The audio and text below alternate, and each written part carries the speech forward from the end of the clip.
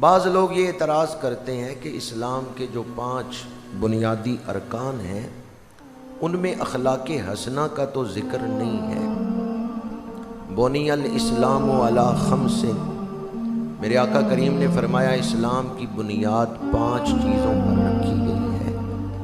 پہلی چیز کلمہ ہے، دوسری چیز نماز ہے، تیسری چیز زکوٰۃ ہے، چوتھی چیز روزہ ہے اور 5ویں چیز حج ہے۔ ان 5 ارکان پر اسلام کی بنیاد رکھی گئی۔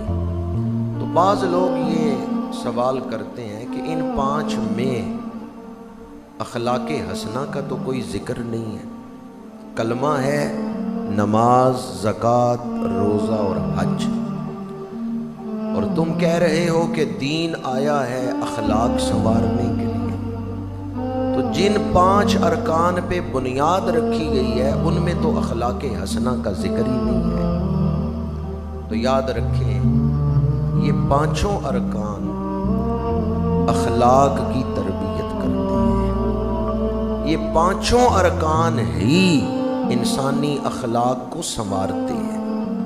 پہلا رکن کیا ہے؟ کلمہ، ایمان۔ یہ پہلا رکن ہے اسلام کا جس پر بنیاد رکھی گئی۔ قرآن پاک میں ایک پوری سورت اس موضوع پر موجود ہے کہ جس کے اخلاق اچھے نہیں اس کا تو ایمان ہی کامل نہیں۔ أَرَأَيْتَ الَّذِي يُكَذِّبُ بِالدِّينِ فَذَلِكَ الَّذِي يَدُعُّ الْيَتِيمَ وَلَا يَحُضُّ عَلَى طَعَامِ الْمِسْكِينِ۔ کیا آپ نے اس شخص کو دیکھا ہے جو آخرت کے دن کو، بدلے کے دن کو جھٹلاتا ہے؟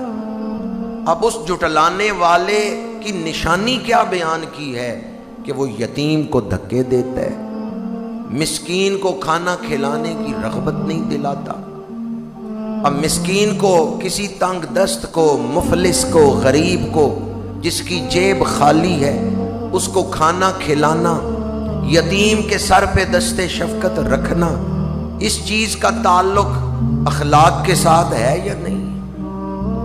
جس کے اخلاق اچھے ہیں وہی یتیم کے سر پہ ہاتھ رکھے گا، وہی مسکین کو کھانا کھلائے گا۔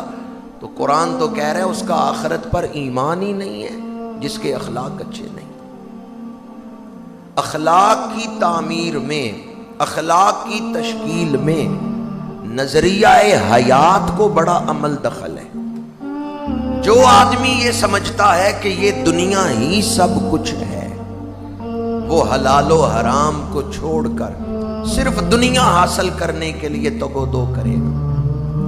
اور جس کا ایمان ہے کہ یہ دنیا ہی سب کچھ نہیں، اس کے بعد بھی ایک جہان ہے اور اصل جہان وہی ہے جس کی طرف ہم جا رہے ہیں۔ اس دنیا میں ہم جو کچھ کر رہے ہیں اس کا بدلہ آخرت میں ملے گا۔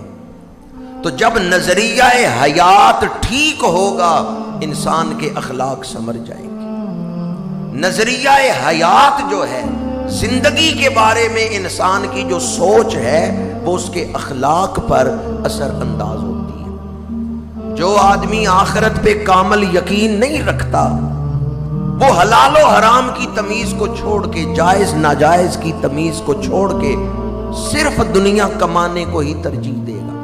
وہ ظلم کر کے بھی دنیا حاصل کرے گا، وہ کسی دوسرے کے جذبات کا خیال نہیں رکھے گا، حقوق العباد ادا نہیں کرے گا، چونکہ اس کا آخرت پر ایمان ہی نہیں۔ اور جس کو یقین ہے کہ اصل جہان آخرت کا ہے، وَبِالْآخِرَةِ هُمْ يُوقِنُونَ، وہ آخرت پر یقین رکھتے ہیں۔ جب آخرت پر یقین ہوگا تو اخلاقیات بدل جائیں گے، پھر انسان دکھ برداشت آسانی سے کر لے گا، کیونکہ اس کو پتا ہے اس دکھ کو برداشت کرنے کا رب آخرت میں مجھے اجر عطا کرے گا۔ پھر وہ خود بھوکا رہ کے دوسروں کو کھلا دے گا، کیونکہ اس کا یقین ہے کہ آج میں جو کچھ کر رہا ہوں اس کا آخرت میں بدلہ ملنے والا ہے۔